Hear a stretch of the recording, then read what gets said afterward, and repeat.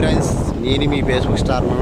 నేను చెప్పవలసింది ఏంటంటే, ఇప్పుడు మన స్వతంత్రం వచ్చి మన ఇండియాకి 75 సంవత్సరాలు అవుతుంది.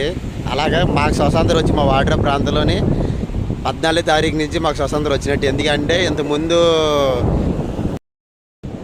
అయితే చేపలు కొనేవాళ్ళు, డబ్బులు ఇచ్చేవాళ్ళు, అవన్నీ ఓకే. అలా కాకుండా ఇప్పుడు రొక్కం గ్యాస్తో కొంటున్నారు. గ్రామంలో కూడా బాపట్ల జిల్లా చీరాల మండలం వాడ్రా ప్రాంతం. అది 800 ఉన్న బోట్లున్న పెద్ద ఊరు ఇది. వాడ్రా ప్రాంతం అంటే చాలామంది ఇక్కడ